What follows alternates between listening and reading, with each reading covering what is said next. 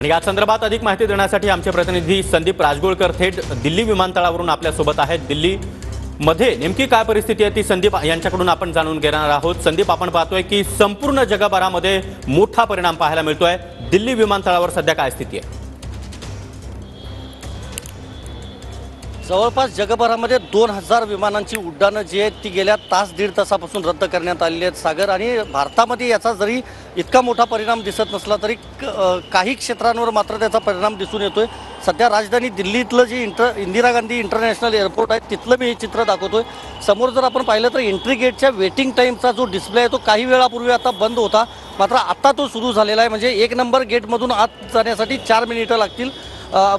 प्रत्येक गेटमधून आत जाण्यासाठी किती मिनिटं लागतात याची माहिती सध्या तरी या ठिकाणी दिली जाते। आणि प्रवाशांची जी गर्दी आहे ती मात्र अजूनही वाढत चालली आहे। दुसरं महत्त्वाचं सांगतो सागर, ज्या प्रवाशांनी विमान प्रवास केला असेल त्यांना माहिती आहे DG यात्रा हे ॲप डाउनलोड करा आणि सुलभपणे तात्काळ प्रवास करा किंवा शक्य तितक्या लवकर प्रवास करा असं विमान प्राधिकरणाकडून दरवेळेला सांगितलं जातं।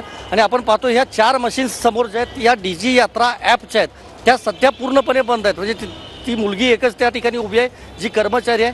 आणि हा संपूर्ण परिसर जर आपण पाहिला तर हा पूर्णपणे बंद केलेला आहे। म्हणजे ही स्टँड्स लावून ही बंद केलेला आहे। ह्या DG यात्रा मशीन्सजवळ कुठलाही प्रवासी जाणार नाही याची खबरदारी घेतली आहे। त्याचं कारण असं आहे त्या मशीन्स पूर्णपणे बंद आहेत। जवळपास अर्धा तास जी विमानांची उड्डाणं आहेत दिल्ली मधल्या विमानतळावरची ती सध्या अर्धा तास उशिरा सुरू आहेत। बोर्डिंग पास काढण्यातच सगळ्यात मोठ्या अडचणी येत आहेत। बाकी महत्त्वाचं दुसरं डिस्प्ले बंद झालेले आहेत। त्यामुळं गेट जवळपास आपल्याला माहिती आहे टर्मिनल 3वर सागर जवळपास 50 ते 60 गेट आहेत आणि प्रवाशांना त्यांचं विमान नेमकं कुठल्या गेटवर आहे याची माहिती नाही आहे। दुसरं आपण पाहतोय हा बोर्डिंग पासची ही मशीन आहे, ऑटोमॅटिक मशीन आहे ही आता आपण पाहिलं तर अंडर मेंटेनन्स असं या ठिकाणी दाखवतंय।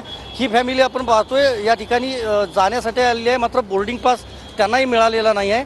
आप कहाँ ट्रैवल कर रही है? आपको पता है आउटेज हुआ है आज, माइक्रोसॉफ्ट में एरर आया हुआ है?